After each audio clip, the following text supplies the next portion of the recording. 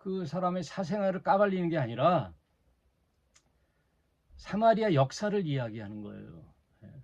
사마리아가 남북으로 나뉘었을 때 이방 민족 오부족에게 침략을 당하여 호남 민족이 됐던 슬픈 이스라엘 그 사마리아 땅의 역사를 이 여인의 인생과 견주어서 얘기했단 말이에요. 예수님은 그 여인의 아픈 과거를 들춰내 가지고 그 여인에게 면박을 주려고 그러는 게 아니에요.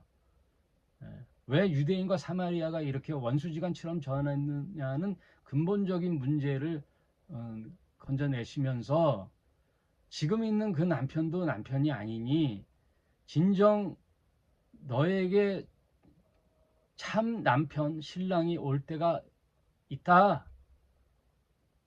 그때가 언제냐? 그리스도가 이 땅에 오실 때다.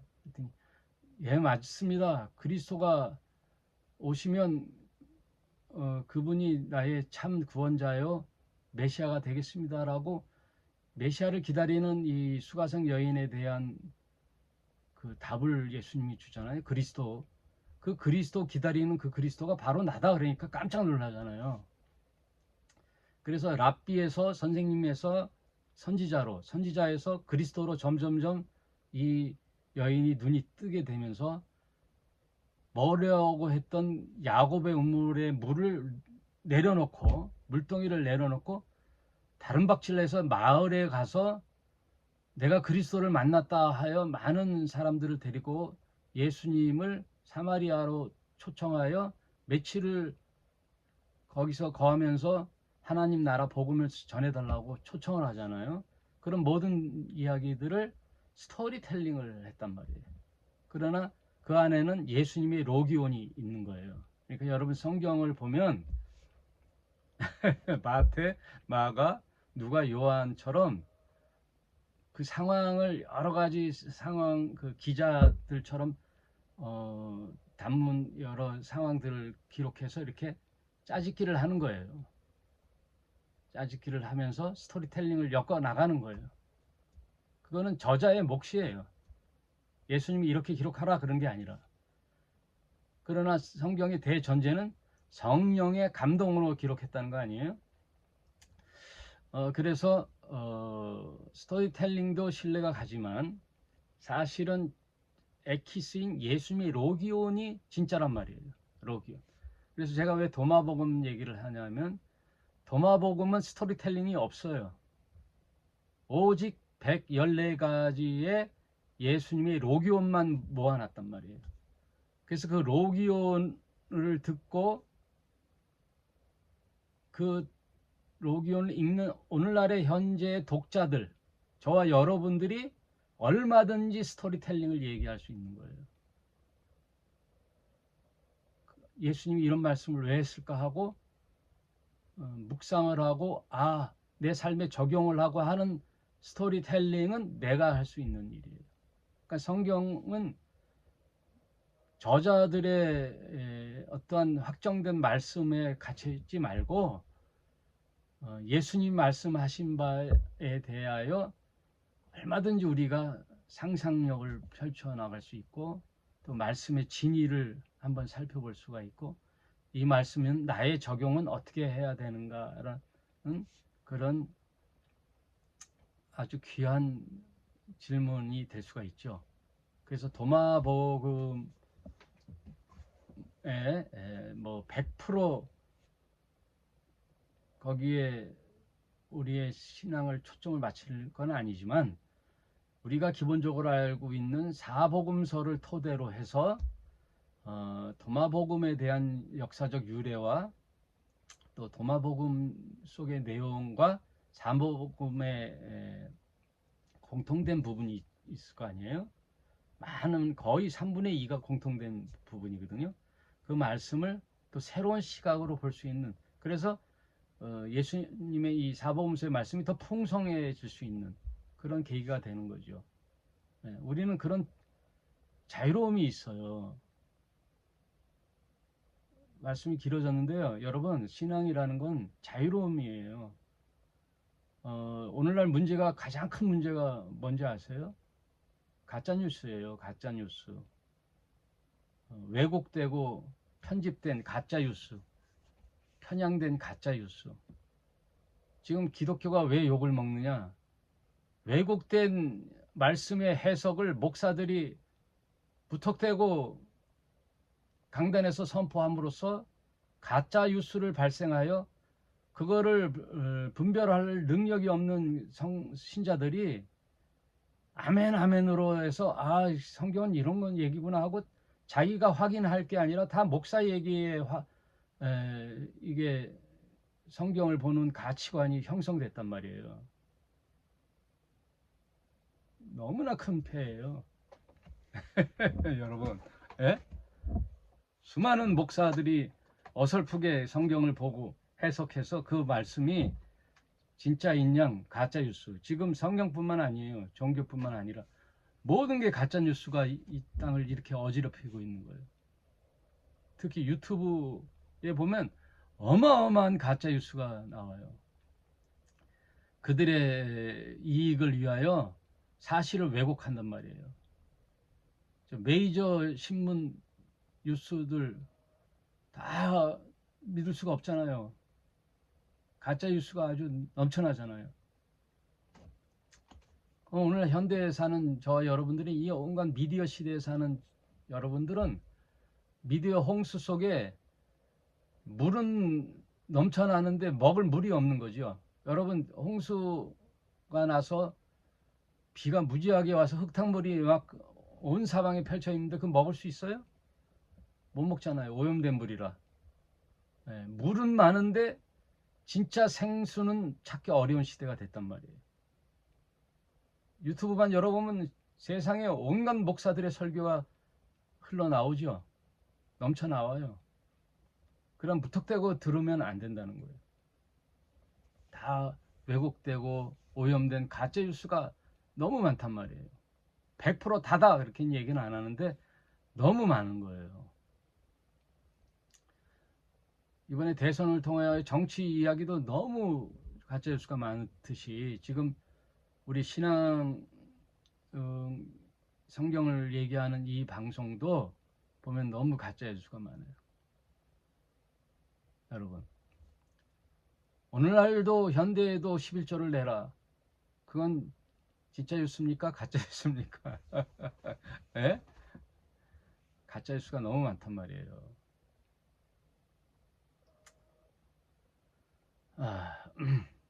그걸 분별하려면 어떻게 해야 돼요? 내가 살펴봐야 되는 거예요. 내가. 여기 지금 방송을 듣거나 지금 우리 함께 행복한 교회 성도 여러분, 여러분이 지금 이 목사의 설교도 참고문을 하되 여러분이 살펴봐야 돼요. 여러분이 살펴봐야 돼요. 언제까지 그 가외 공부에 선생님을 의지해서 시험을 보겠어요? 자기 공부를 해야지. 자기 주도적 학습 방법을 깨우쳐야 돼요. 가외 선생님이 수학 문제를 풀어주니까 아 그렇구나 하고 그때 풀 때는 쉽거든. 근데 직접 시험장에 가서 내가 문제를 풀려면 막막한 거예요. 막막해요. 그게 가외 공부해서는 안 된단 말이에요. 진짜 실력은 내가 풀어봐야 되는 거예요. 내가 성경을 접해보고 성경을 왜 접해봐야 되느냐? 여러분의 생명에 관련된 아주 중차대한 문제가 성경에 있는데 그럼 성경을 보지 뭘 봐야 돼요? 네? 여러분이 먹고 사는 문제가 걸렸다 그러면 죽기 살기로 하잖아요. 내 생계가 달린 문제다 그럼 죽기 살기로 하는 거예요. 죽기 살기로. 그렇듯이 만약 성경에 하나님의 말씀이 실제라면 내 생명과도 관련된 이 중차대한 문제를 남의 해석이나 남의 이야기로 끝날 거예요? 내가 알아봐야지. 내가 주식을 할 때 1억을 투자할 때 그냥 남의 얘기 듣고 하나요? 물론 남의 얘기도 들어보지만 이게 사실인지 아닌지 하고 내가 살펴보잖아요. 자료를 살펴보고 꺼내보고 이 회사의 실적을 보고 자산을 살펴보고 그리고 주식의 동향을 살펴보면서 앞으로의 미래의 먹거리에 대한 이 회사의 비전이 뭔가 그걸 다 살펴봐요. 여러분, 그 주식 하나만 하더라도 그 사람들이 엄청난 공부를 한단 말이에요. 아니에요? 난 주식은 안 해봐서 모르니까.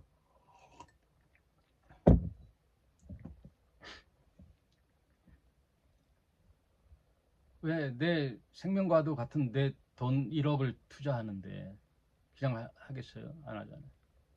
가게만 하나 운영하고 오픈하려도요. 그 주변의 상권, 어, 또 이동 인구, 그리고 저 빈부의 상황, 그 분포, 격차, 어느 부류의 사람들, 중산층인지 하류층인지 상류층인지 그 동네의 사람들의 수준, 그래서 뭐를 해야 되겠다, 무슨 가게를 해야 되겠다라는 그런 데이터 조사를 하잖아요. 그래서 가게를 하나 오픈하는 거예요. 오픈하고도 가만히 있지 않죠. 최선을 다하죠. 홍보하고 전단지 만들어서 뿌리고 또 방송에 홍보도 하고 내고 다 열심히 노력하는데, 여러분 성경에 대해서 얼만큼 노력을 했어요. 성경 공부. 제가 동화복음 그 금요일 날 연간해서 왜 가려고 그러겠어요. 거기서 또 뭔가 듣고 싶은 게 있을까 생각해서 가는 거예요. 생각해보고 연구해보고. 그래서 하나님께 도움을 구하고, 하나님, 이 시대에 이 쏟아져 나오는 정보의 홍수 속에서 참 진리의 말씀은 어디 있습니까 하고 하나님께 도움을 구하면서 또 내가 찾는 거죠. 그렇게 저를 얘기해서 죄송합니다만, 제가 여태까지 지금 신학 목회는 20년 넘었지만 성경을 보고 시작한 게 80년도니까 45년이 지났죠. 그 45년의 누적이 낳고 해서 오늘날의 성경을 보는 시각이 열리는 것처럼 여러분도 노력을 해야 돼요. 관심을 갖고 먼저 관심을 가져야 돼요. 뭐 바쁜데 뭘 관심을, 생활을 해야지 뭐. 맞는 얘기인데 관심을 가져야 돼요. 최소한의 이단이 하는 관심만큼은 가져야 되잖아요. 성경 공부하고 연구하고 생각해보고 나누고, 서로 만나서 말씀 나눌 때 얼마나 엑기스가 나와요. 맥점이 드러나잖아요. 아, 그렇게 생각해요.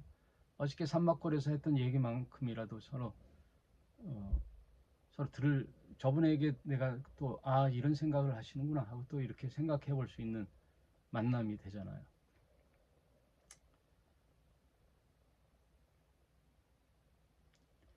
예수께서 내 믿음이 너를 구원하였다라는 말이 그냥 하신 말씀이 아니죠. 가만히 나에게 떨어지는 떡은 없어요.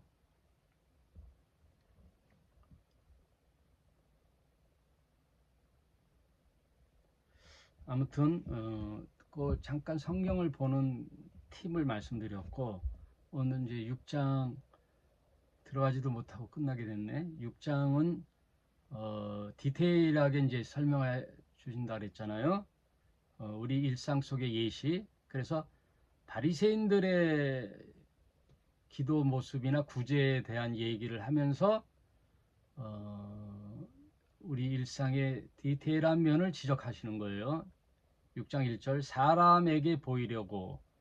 이건 누가 하느냐? 바리새인들이 이렇게 했다는 거예요. 유대교 신자들이 사람에게 보이려고 그들 앞에서 너희의 의를 행치 않도록 주의하라. 그렇지 아니하면 하늘에 계신 너희 아버지께서 상을 얻지 못하리라. 그러므로 구제할 때는 외식하는 자가 사람 앞에 영광을 얻으려고 회당과 거리에서 하는 것 같이 너희 앞에서 나팔을 불지 말라. 진실로 너희에게 이르노니 저희는 자기 상을 이미 받았다. 너희는 구제할 때는 오른손이 하는 것을 왼손이 모르게 하라. 내 구제함이 은밀하게 하라. 은밀한 중에 보시는 너희 아버지가 갚으시리라. 그러니까 처음 구제에 관한 이야기를 하고 그 5절부터는 기도에 대한 얘기를 하는데 오늘은 구제로 말씀만 하고 마칠게요.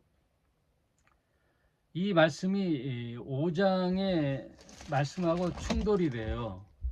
5장 16절엔 뭐라 그랬냐면 이같이 너희 빛을 사람 앞에 비추게 하여 저희로 너희 착한 행실을 보고 하늘에 계신 너희 아버지께 영광을 돌리게 하라. 구제할 때 사람 앞에 하는 거잖아요. 내 착한 행실을 사람 앞에 보이게 하는 건데 여기는 사람 앞에 하게 보이지 말고 은밀하게 하라는 이 말씀의 내용이 충돌하죠. 이 말의 뜻은 뭐냐면 누구에게 어려움을 당하는 이웃에게 도움을 주려면 은밀하게 할 수는 없어요. 드러나야 돼요. 네? 그 구제 받을 사람이 나타나야 되잖아요. 그 사람에게 해야 되잖아요. 그러니까 너의 빛을 사람에게 비추게 하여란 말은 그 구제받을 대상자의 한계가 있는 거예요. 어려움을 도움받는 사람에게 나의 빛을 드러나게 하여 도움을 주는 거예요. 착한 행실이 되는 거예요. 그러나 이걸 사방팔방에 뭐 사진 찍고 알리는 일은 하지 말라 그 얘기예요. 예? 실제 도움을 주는 자에게 은밀히 해서 그 빛이 너의 착한 행실로 그 도움을 받는 자가 하나님을 믿는 분은 이런 분이구나 하고 결국 하나님께 영광을 돌리라는 뜻이고 6장에 얘기하는 너의 구제가 사람 보이려고 하지 말라는 얘기는 그걸 사방팔방 나의 자랑거리가 되어 막 사진을 올리고 인스타에 올리고 막 여기저기 알려서 나의 공로가 드러나잖아요. 참 대단한 사람이나 하고 내 자랑거리가 되면은 그건 안 된다는 거예요. 그거는 꽝이라는 거예요. 너는 이미 그 사람으로부터 상을 받았다는 뜻이에요. 그럼 사람 앞에 상을 받았다면 누구에게 상이 없어요? 하나님께는 상이 없어요. 사람에게 영광과 박수를 받으면 하나님께 상이 없어요. 지금 대한민국의 많은 신자들, 목회자들 사람 앞에 영광을 받잖아요. 대단한 박수 받죠. 하나님 앞에 상이 없어요.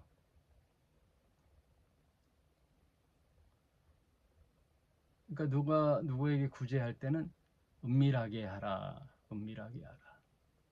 그리고 또 구제할 때 많은 사람에게 동기부여가 될 수 있는 그런 것들을 분별할 수 있잖아요. 이게 나에게 자랑으로 하는 건지 선한 마음으로 하는 건지 분별이 되잖아요. 그거는 자기 자신이 알잖아요. 내가 내 자랑거리가 되네. 그러니까 사람 칭찬할 때 조심하셔야 돼요. 칭찬. 자꾸 우쭐대게 되죠. 하나님의 영광을 가리고 자기 영광이 되죠. 거기에 위험한 군이 목사죠. 목사들, 리더들. 하나님이 하실 일을 다 가로채죠. 사람에게 박수를 받죠. 손가락으로 달을 가리키는데 달은 안 보고 손가락을 보잖아요.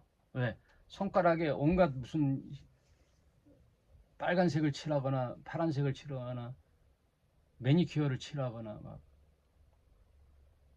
화려하게 이 손에 초점을 맞추면 달은 안 쳐다보는 거예요. 손이 할 일은 오직 달을 가리키는 그 행위뿐이 없어야 되는데 다 자기 영광을 자기가 받잖아요. 내가 이 모임을 어떻게 했는데, 네? 내가 이 공동체를 어떻게 시작했는데, 아무도 없는 학고방촌에 와서 내가 금식 철야를 하면서 기도해서 이 교회를 세웠더니 지금 수천 명이 됐는데 내가 이 교회에 그냥 나가? 안 되죠? 자식에게 물려주든지 아니면 전별금을 주든지 자기 영광이 다 드러나잖아요.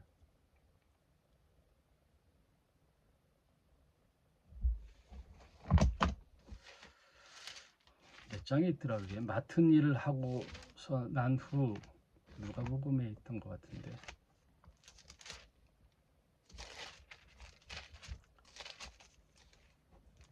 여기 누가복음 17장에 명한 대로 하였다고 종에게 살해하겠느냐?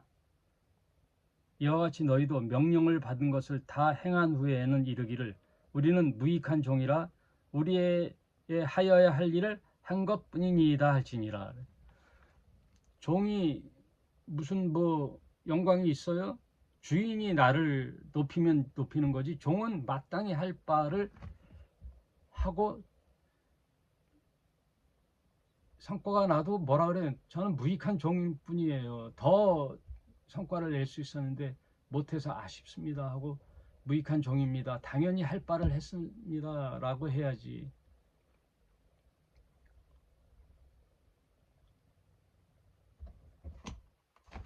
그러니까 목사가 영광을 받는단 말이에요. 사람 앞에 보이려고. 그들 앞에서 너희 의를 행치 않도록 주의하라 이렇게 주님이 말씀하시잖아요. 목사뿐만 아니라 여러분도 오늘 말씀을 마치겠습니다. 첫째, 성경을 더 깊이 여러분들이 직접 살펴보시고 읽고 상고해 보시고 노력하시고 또 내 삶 속에 일어난 모든 착한 행실이 내가 드러나지 않도록 주의하시고 오직 하나님께 영광이 되게 하시고 그들에게 생명의 구원의 길이 될 수 있도록 기쁜 마음으로 하면 돼요. 여러분, 기쁨 단순하게 하면 돼요. 단순하면 돼요. 단순하게 이렇게 살아갑시다. 오늘 여기까지 말씀을 마치도록 하겠습니다. 다음 주에는 기도에 관하여 생각해 보도록 하겠습니다. 감사합니다.